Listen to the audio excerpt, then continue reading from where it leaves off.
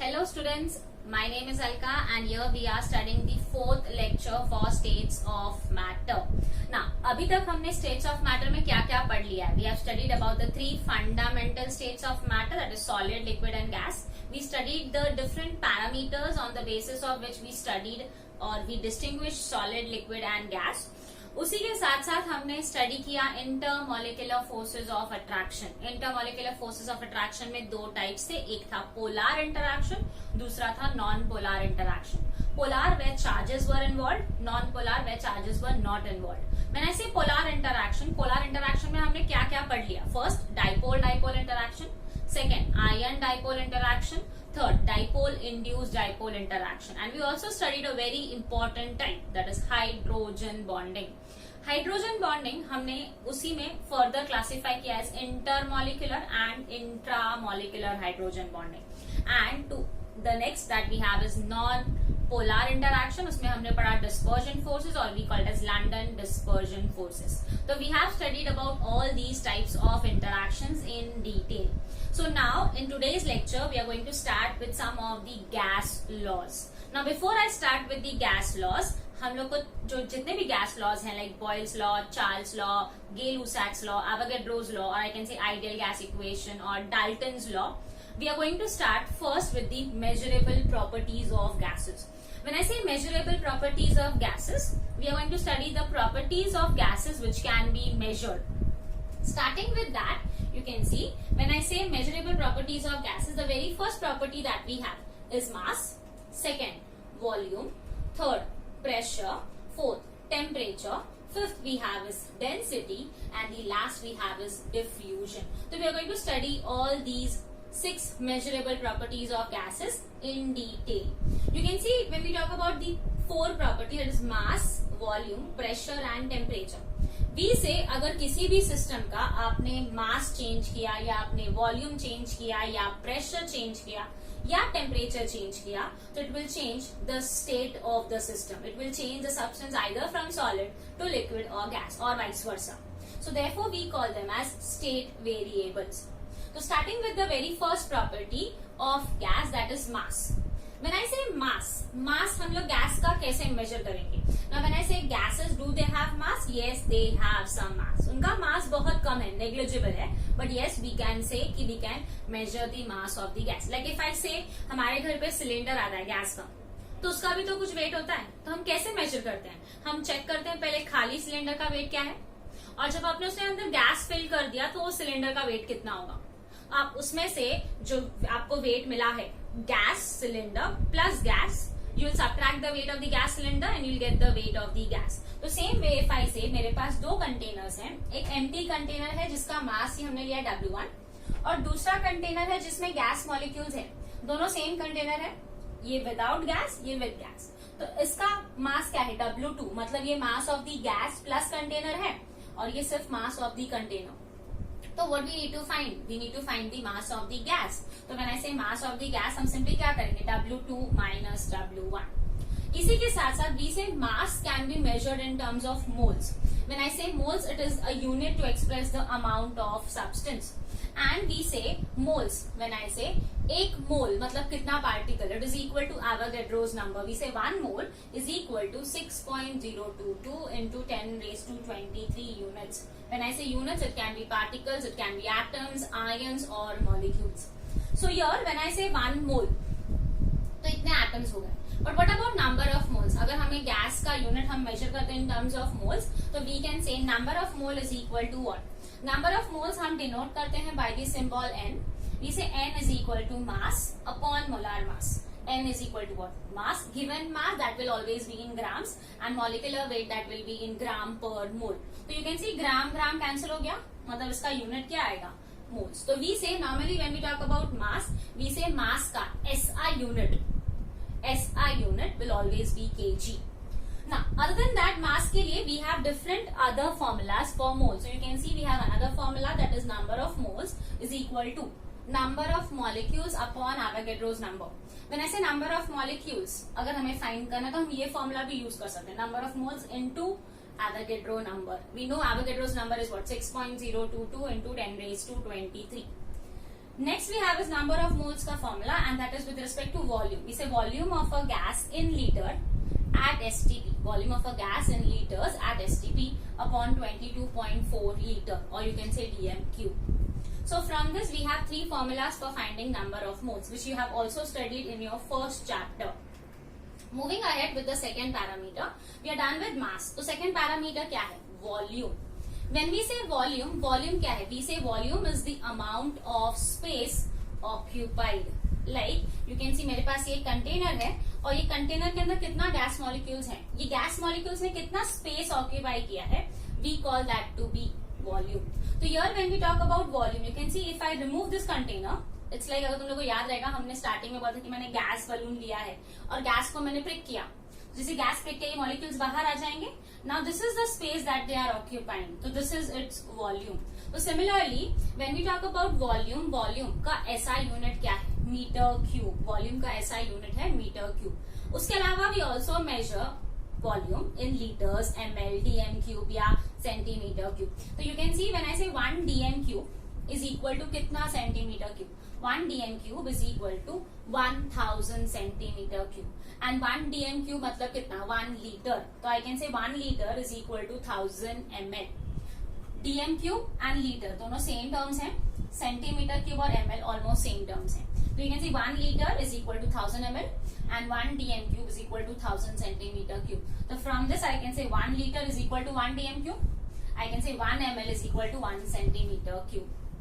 इसी के साथ साथ अगर मुझे dm क्यूब को मीटर क्यूब में कन्वर्ट करना है तो we know 1 decimetre is equal to 10 raise to minus 1 metre. तो 1 डेसीमीटर क्यूब कितना हो जाएगा? We say 1 decimetre cube is equal to 10 raise to minus 3 metre cube. 10 raise to minus 3 metre cube. Third, after volume, the third parameter that we have is pressure. When we say pressure, you can see pressure is what? We can say it is the force applied by the gas molecules. You can see pressure के लिए हमने यहाँ पे क्या लिया है? Gas molecules, and gas molecules we know they move in random motion. When they move in random motion, they are going to hit the walls of the container. And when they hit the walls of the container, we can see the pressure which they are applying on the walls of the container is nothing but pressure. I can say force applied by the molecules on the walls of the container. You can see यहाँ पे हमने दो container लिए हैं and दोनों में gas molecules हैं. एक को मैंने हीट किया एट टेम्परेचर T1, दूसरे को हमने हीट किया temperature T2. And I am saying that T2 is greater than T1. मतलब मैंने इसको हीट किया एट 150 डिग्री सेल्सियस और इसको हीट किया एट 100 डिग्री सेल्सियस. तो किसका वैल्यू ज्यादा है? ऑब्वियसली 150 पे जब हीट करूंगी तो मॉलिक्यूल्स के पास काइनेटिक एनर्जी भी ज्यादा है. काइनेटिक एनर्जी ज्यादा है मतलब मोशन ज्यादा है, मूवमेंट ज्यादा है. एंड जितना ज्यादा मूवमेंट रहेगा उतना कोलिजन्स ज्यादा रहेगा, उतना ज्यादा वो वॉल्स को हिट करेंगे और उतना ही ज्यादा प्रेशर एक्सर्ट करेंगे. तो इफ आई से T2 is greater than T1 मतलब ये वाले कंटेनर में प्रेशर भी ज्यादा होगा. सो वी से P2 is greater than P1. Talking about the units of pressure, when I say SI unit for pressure, we say SI unit for pressure is what? Pascal or Newton per square meter. It is Pascal PA or we can say Newton per square meter. इसी के साथ साथ we can even से 1 atm. Now normally हम जब pressure का बात कर रहे हैं we say pressure can be measured in terms of, और we can use the instruments like manometer और sometimes we also have this barometer. So atmospheric pressure is mostly measured using barometer. तो when I say 1 atm कितना है? 1.013. अगर ये दो value skip भी किया तो भी चलता है. तो यू कैन सी 101 में 3, तो 1.013 into 10 raised to 5 Pascal, which I can assume it to be approximately equal to 10 raised to 5. क्योंकि 1.01 हमको अगर चाहिए तो नेग्लेक्ट कर सकते हैं, बट हमेशा नेग्लेक्ट नहीं करोगे. अज्यूम करना है तो अप्रोक्सीमेटली आप बोल सकते हो 10 raised to 5 Pascal. और अगर मैंने बोला किलो पास्कल में, तो किलो पास्कल क्या है? 10 raised to 3 हटा दिया तो 10 raised to 2 अंदर मल्टीप्लाई हो गया. तो you can see this is 1.01 into 10 raised to 5 Pascal और ये 101.325 किलो पास्कल है. उसी के साथ साथ we say 1 atm is equal to how much? It is 1.013 bar. Approximately हम 1 atm को 1 बार लेते हैं, but exact values is 1.013 bar. इसी के साथ साथ 1 atm is also equal to, we say it is equal to 760 mm of Hg or 760 torr. Torr is also a unit for pressure. And the other one is 76 centimeter of Hg. You need to remember all these conversions for your numericals. तो ये सब आपको values याद करना पड़ेगा. Moving to the next parameter, after pressure, the fourth we have is temperature. When I say temperature, मतलब हम क्या measure करेंगे? हम लोग measure करेंगे कि substance कितना ज्यादा hot है या कितना ज्यादा cool है. तो here when I say it is the degree of hotness or coldness या coolness. तो when I say temperature, temperature का SI unit क्या है? टेम्परेचर का SI unit is kelvin and not degree Celsius. याद रखेंगे जब हम केल्विन बोल रहे हैं, केल्विन के आगे डिग्री नहीं लगाते, डिग्री केल्विन नहीं बोलते, हम सिर्फ केल्विन बोलेंगे. डिग्री सेल्सियस होता है, केल्विन सिर्फ केल्विन है, no degree. So here when we talk about converting the substance from degree Celsius to Kelvin, we have different conversions. Like अगर आपको degree Celsius to Kelvin करना है, तो we can say Kelvin is equal to temperature in degree Celsius plus 273 Kelvin. मतलब आपको value से 273 add करना है, या फिर रिवर्स करना होगा, मतलब केल्विन टू डिग्री सेल्सियस तो minus 273. The other conversions are there from Fahrenheit. Now when I say if I have to convert from Fahrenheit to degree Celsius, so it is 5/9 degree Fahrenheit minus 32. You need to remember पहले आप ये bracket solve करोगे और फिर multiply करोगे. And last you can see degree Celsius to Fahrenheit, but it is 9/5 temperature that is in your degree Celsius. आप इसको पहले सॉल्व करोगे and then you'll add it to 32. So this is your conversion which you can remember. After temperature, the next property that we have is density. When I say density, we all know density is what? Thickness. And density का formula क्या था? Mass upon volume. तो when I say density is equal to mass upon volume, तो उसका formula क्या हो जाएगा? Sorry, unit क्या हो जाएगा? We can say mass का SI unit था kg और volume का SI unit था meter cube. तो I can simply say SI unit will be kg per meter cube. इसके अलावा we can have other units also, but वो SI नहीं होंगे, like gram per centimeter cube and all. Density you can see if I have to find molar mass. Sometimes अगर हम लोग को substances का vapor density दिया होता है, तो we say molar mass is vapor density by 2, or I can say vapor density into 2 will give you molar mass का value. After that, last we have is diffusion. Now when I say diffusion, diffusion का property किस में होता है? Mostly gases में होता है. क्यों? क्योंकि gases के बीच में intermolecular space बहुत ज्यादा है. तो अगर आप दो gases को mix करोगे, when you mix two gases, they will come closer, and if they come closer, they can accommodate the other gas also. So we say normally gases have the property of diffusion, means they can mix two or more gases. So you can see over here for diffusion, you can see अगर एक container में से molecules बाहर आ रहे हैं और पहले से molecules present हैं, तो because इनके बीच में space है, ये molecules उनके बीच में fit हो पा रहा है, तो we can say this is nothing but diffusion. Now when I say diffusion, diffusion का next very common example is you can see we are able to smell anything. Like अगर कोई भी कहीं पे भी perfume spray करेगा तो हमें वो smell करने आता है.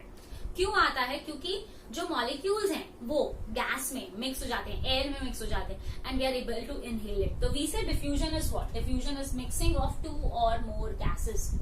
Now अब मैंने एग्जांपल दिया कि मैंने परफ्यूम स्प्रे किया, तो अगर मैंने यहाँ से परफ्यूम स्प्रे किया तो वो स्मेल लास्ट बेंच तक कितना जल्दी पहुंचता है, मतलब हम बात कर रहे हैं स्पीड का. तो when I say speed is what? Distance upon volume. तो here when we talk about rate of diffusion, मतलब गैस कितना जल्दी मिक्स हो रहा है या कितना जल्दी डिफ्यूज हो रहा है, तो we say rate of diffusion is what? It is equal to volume of the gas diffuse, मतलब उसने कितना क्लास में spread out हुआ है, that is volume of the gas diffused upon time taken. So you can see the units, that is SI units for diffusion can be, we have units like centimeter cube per second, or we also have is dm cube per second. Time का unit we have taken as second, and unit for volume can be centimeter cube or dm cube. तो ये सब जो हमने measurable properties पढ़ा, you can write down everything, but you need to remember हम लोगों को एग्जाम में ऐसा कोई क्वेश्चन नहीं आता है कि what are the measurable properties of gases. हमको ये सारे के सारे यूनिट्स काम आएंगे for solving numericals. So as we are done with all the properties of gases, you can see हमने स्टार्टिंग में ही डिस्कस किया था कि if I talk about the 4 properties, that is measurable properties, mass, volume, pressure, temperature. And if I talk about these 4, you can see mass, volume, pressure, temperature.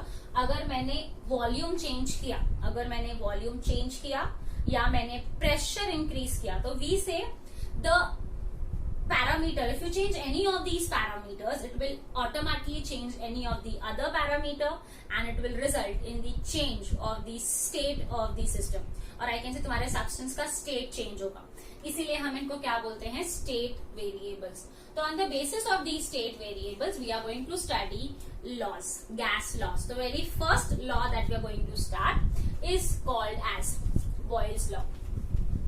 You can see When I say Boyle's law में हम क्या लेंगे, ये 4 parameters हैं आपका, volume, pressure, temperature and number of moles. तो सबसे पहला जब मैं बोल रही हूँ वॉल्यूम, हम वॉल्यूम में क्या करेंगे, वॉल्यूम और प्रेशर को क्या करेंगे, चेंज करके देखेंगे, वेरिएबल चेंज करेंगे, and temperature and number of moles को हम कांस्टेंट रखेंगे. तो ये लॉ जहाँ पे प्रेशर और वॉल्यूम वेरिएबल है उसे हम बोलते हैं बॉयल्स लॉ. यू कैन सी मेरे पास एक सिलेंडर गैस मॉलिक्यूल्स हैं और ये पिस्टन है. लाइक आप सब लोगों ने जब साइकिल के टायर्स में हवा भरते हुए देखा है, पिस्टन ऊपर नीचे करते हैं, वैसा पिस्टन रखा है. तो यू कैन सी मैंने क्या किया, यहाँ पे मैंने क्या कर रही हूँ, apply pressure. When I apply pressure मतलब मैं पिस्टन को नीचे लेके जा रही हूँ. यू कैन सी मैं पिस्टन को नीचे ले गई, मैंने और प्रेशर अप्लाई किया तो मैं और नीचे लेके जा रही हूँ. तो when you are applying more and more pressure मतलब I can say I am increasing the pressure. You can see volume क्या हो रहा है, पहले वॉल्यूम इतना था, now the volume is this much and now the volume is this much. मतलब I can say as I have increased the pressure, volume goes on decreasing. और हमने क्या कांस्टेंट लिया था, temperature and number of moles. तो from this if I से pressure increase हो रहा है, वॉल्यूम डिक्रीज हो रहा है, क्या दोनों डायरेक्टली प्रोपोर्शनल है, नहीं. तो I can say pressure is inversely proportional to its volume. कब, जब टेम्परेचर और नंबर ऑफ मोल्स क्या है, कांस्टेंट. और आई कैन इवन से V is inversely proportional to P when temperature and number of moles are constant. तो based on that when I say Boyle's law का statement क्या रहेगा, we can say pressure of a gas is inversely proportional to its volume at constant temperature and number of moles. When I say number of moles किसका unit है, we say moles is a unit of mass, मतलब mass constant है. तो for this we can say the statement is pressure of a given mass of gas, or I can say pressure of a fixed amount of gas. Pressure of a fixed amount of gas is inversely proportional to its volume at constant temperature. तो pressure is P, volume is V. P is inversely proportional to V कब, जब T और N constant है. अब मुझे ये symbol हटाना है तो आई इंट्रोड्यूस अ कांस्टेंट. ऐसे P is equal to K upon V. K क्या होता है, कांस्टेंट. तो I can say PV is equal to constant. और ऐसे ही अगर मैंने एक सिस्टम में एक से ज्यादा टाइम प्रेशर अप्लाई किया, पहले एक बार प्रेशर अप्लाई किया, फिर और अप्लाई किया, फिर थर्ड टाइम अप्लाई किया, मतलब पहला प्रेशर P1, सेकेंड P2. तो जब मैंने पहला प्रेशर अप्लाई किया तो वॉल्यूम भी क्या हो गया, V1. तो वैसे ही दिस स्टेटमेंट और this equation can be written as P1 V1 is equals to P2 V2 is equal to constant. तो ये था हमारा first law, Boyle's law. You need to write down Boyle's law and you need to write down this much. आपको 2 marks का question आता है, state and explain Boyle's law. तो आपको इतना सा ही लिखना है and you will get your 2 marks. Moving ahead, when I say Boyle's law, the next very important topic that we have is graphical representation of Boyle's law. मतलब हमने जो अभी पढ़ा उसको हम ग्राफ में कैसे रिप्रेजेंट करेंगे. तो you can see we have a graph. सबसे पहला graph of pressure versus volume. ना हमने क्या बोला था, अगर प्रेशर इंक्रीज होगा तो वॉल्यूम डिक्रीज, प्रेशर डिक्रीज तो वॉल्यूम इंक्रीज, ऑपोजिट होगा. तो वैसे ही अगर मैंने बोला मेरा प्रेशर यहाँ पे है, मतलब यू कैन सी ये 0 है तो प्रेशर बढ़ते जा रहा है, मतलब प्रेशर इज मोर, मतलब आई कैन से when the pressure is high. तो अगर प्रेशर ज्यादा है तो वॉल्यूम क्या रहेगा, कम, मतलब यहाँ तो नहीं आएगा, यहीं कहीं आएगा. तो आई कैन से मैंने एक पॉइंट मार्क कर लिया, this is when the volume is low. Same वैसे ही मैंने एक पॉइंट दोनों के कॉम्बिनेशन में मार्क किया कि जब दोनों इंटरसेक्ट करते हैं, यहाँ पे इंटरसेक्ट हो रहे हैं, फर्स्ट पॉइंट मार्क हो गया. सेम वैसे ही मैंने अभी प्रेशर को कम किया, अगर मैं प्रेशर कम कर रही हूँ तो वॉल्यूम क्या होगा, वॉल्यूम बढ़ेगा, राइट. तो ये पहले था तो मैंने और सेकेंड पॉइंट आ गया. नेक्स्ट हमने प्रेशर और कम किया तो वॉल्यूम और बढ़ेगा, तो you can see third point. Same वैसे ही if I keep on decreasing the pressure the volume goes on increasing. तो हम लोग को ऐसा कुछ ग्राफ मिलेगा एंड अगर मैं ये सारे पॉइंट्स को ज्वाइन करूं तो what I get is a curve. तो you can see P versus V का ग्राफ क्या है.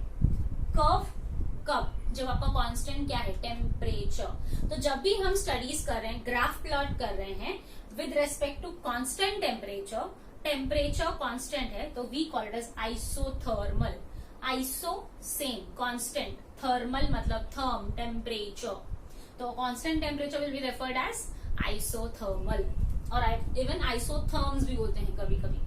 तो ये तो हो गया एक स्पेसिफिक टेम्परेचर पे. बट अगर मैंने किसी मैंने ये स्टडी किया था 300 केल्विन पे, तो सेम मैंने प्रेशर और वॉल्यूम सेम गैस के लिए स्टडी किया, बट मैंने 300 केल्विन की जगह हायर टेम्परेचर लिया 400 केल्विन.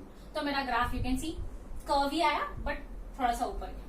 सेम अगर मैंने टेम्परेचर कम किया 300 से मैंने 200 केल्विन लिया तो I get a graph a curve but at a lower thing. तो you can first write down graphical representation of Boyle's law. First pressure versus volume का graph and you can draw this graph. So this was your very first graph for Boyle's law. Moving to the second graph that we have is pressure versus 1 by V. Pressure versus 1 by V मतलब volume का उल्टा. मतलब हमने क्या पढ़ा है कि pressure अगर इंक्रीज हो रहा है तो वॉल्यूम क्या होगा, कम. प्रेशर अगर इंक्रीज हो रहा है तो वॉल्यूम कम होगा. बट 1 by V मतलब उल्टा हो गया ना. तो 1 by V मतलब क्या हो जाएगा, अगर प्रेशर बढ़ रहा है तो 1 by V मतलब वॉल्यूम भी इंक्रीज होगा.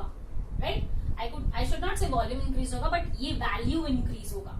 तो अगर प्रेशर हाई है तो 1 by V ये वैल्यू भी हाई रहेगा. एंड अगर ये वैल्यू भी हाई है तो ये और ये यहाँ पे कोइंसाइड करेंगे, मतलब this is your point of intersection. तो ये पॉइंट हमने मार्क किया. सेम वैसे ही अगर मैंने प्रेशर को थोड़ा सा लो किया तो ये 1 by V का वैल्यू भी कम होगा. यू कैन सी ये पॉइंट जो हमने मार्क किया ये यहाँ पे इंटरसेक्ट हो रहा है.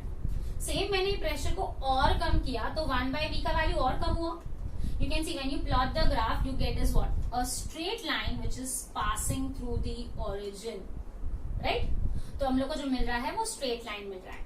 सो यहीं पे अगर मैं हायर टेम्परेचर के स्टडी करूँ, लाइक मैंने बोला ये 300 है तो 400 के लिए you get this line and 200 के लिए the line will be lower than that. So this is your graph for pressure versus 1 by V. So you can write down this graph. Second heading डालोगे pressure versus 1 by V and you need to write it down. The third graph, which is very very important, which you need to remember for your 12th standard तक आपको याद रखना है.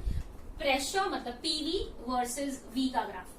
Now when I say PV versus V का graph, PV का value हमने देखा था क्या था, कांस्टेंट. मतलब पीवी का वैल्यू फिक्स्ड रहेगा. मतलब प्रेशर या वॉल्यूम, लाइक मैंने बोला पहले प्रेशर 1 हुआ, 2 हुआ, 3 हुआ, 4 हुआ. बट पीवी का वैल्यू क्या है, वो तो कांस्टेंट है, फिक्स्ड है. लाइक मैंने बोला पीवी का वैल्यू 4 आया तो पीवी का वैल्यू 4 ही रहने वाला है, चेंज नहीं होगा. तो इफ आई से पीवी का वैल्यू 4 है समझो, तो ये पॉइंट फिक्स है. प्रेशर 1 तो ये पॉइंट मिला. प्रेशर 2 हो गया, पीवी का वैल्यू सेम है. So you can see in this case if I keep on increasing the pressure or if I keep on increasing the volume, PV का value same है. तो आपको जो ग्राफ मिल रहा है वो ग्राफ कैसा मिल रहा है, we are getting a straight horizontal line which is a straight horizontal line parallel to your x axis. तो ये जो है ये नॉर्मल टेम्परेचर पे हो गया, मैंने बोला 300 केल्विन पे, सॉरी. तो 300 से हायर टेम्परेचर ये हो गया. एंड सेम उससे अगर लोअर टेम्परेचर पे गए तो this is your graph for Boyle's law, that is PV versus P या PV वर्सेस V. तो this is the third graph that you need to remember. This is something which you need to remember till your 12th standard. तो you will make a note of this also. So I hope you have understood Boyle's law and the 3 graphs with respect to Boyle's law. So we'll move ahead to the next very important derivation, that is relationship between density and pressure.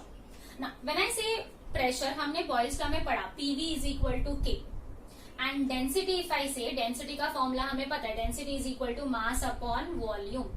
अगर density is equal to mass upon volume तो I can say volume is equal to mass upon density and volume is equal to mass upon density. तो I can substitute, ये volume मैं यहाँ substitute करूंगी तो P into M upon D आ जाएगा which is equal to K. अब इसको मैं रीअरेंज करूंगी क्योंकि मुझे रिलेशनशिप किसका चाहिए, मुझे डेंसिटी और प्रेशर का रिलेशनशिप चाहिए. तो मैं क्या करूंगी, डेंसिटी को इधर लेकर गई और M को K के नीचे लेके गई तो K upon M into D आ गया. Now we all know K is a constant. M क्या है, मास, और हमने बॉयल्स लॉ में जब मास पढ़ा था तब बोला था कि मास क्या रहेगा, कांस्टेंट। तो if k is constant, m is constant, मतलब k अपॉन m का जो वैल्यू रहेगा वो भी क्या रहेगा, कांस्टेंट। तो if I say p is equal to k dash into d, मैंने इसको एक नया टर्म दे दिया k डैश, मतलब I can simply say p is directly proportional to d, मतलब pressure and density, they are directly proportional. So this is your relationship for density and pressure which can be asked for 2 marks. So you can write it down and यहाँ पे आप side में लिख सकते हो k constant है, m mass है तो वो भी constant है. Moving ahead with some of the numericals from Boyle's law. Now सबसे पहला numerical that we have is the volume of a certain mass of gas is 0.6 dm cube. At a pressure of 95.76 kilonewton per meter square, calculate the volume of the gas if the pressure is changed to 147.88 kilonewton per meter square at the same temperature. Now ये question है, the volume of certain mass of gas दिया है, volume दिया है, pressure दिया है, volume of the gas if pressure is changed at the same temperature. अगर आपको मेंशन किया है क्या टेम्परेचर सेम है and according to the given conditions we can think कौन सा लॉ अप्लाई होगा, बॉयल्स लॉ. तो यू कैन सी गिवन में सबसे पहले हमारे पास है V1 0.6 dm क्यूब, फिर हमारे पास है P1 95.76 kilo newton per metre square, then we have P2 147.88 kilo newton per metre square. What do we need to find? We need to find V2, volume of the gas. And same temperature है तो हमें पता है कि Boyle's law apply होगा. तो formula क्या है, बॉयल्स लॉ में हमने पढ़ा P1 V1 is equals to P2 V2. तो if you rearrange this, you can see हम लोग को फाइंड करना है V2. तो I can say V2 is equal to P1 V1 upon P2. P1 का वैल्यू क्या था 95.76, V1 का 0.6 and P2 was 147.88. तो this values you can calculate using your logbook or direct calculations and you can find the value of volume. You can see V1, when I say V2 find कर, तो V1 का unit क्या था dm cube, तो V2 का unit भी same आएगा dm cube. तो we have found the volume as 0.388 dm cube. Now moving to the next question. A balloon is inflated with helium gas at room temperature. हमने एक balloon को helium gas से fill किया at 25 degree Celsius and 1 bar pressure. उसका initial volume है 2.27 litre and हमने balloon को allow किया टू राइज. कब तक राइज करेगा, जब तक एक्सटर्नल प्रेशर डिक्रीज नहीं होता है and volume of the gas increase, मतलब बलून का जो वॉल्यूम है वो बढ़ता जाएगा. कब तक बढ़ेगा, जब तक एक्सटर्नल प्रेशर कितना है 0.3 बार.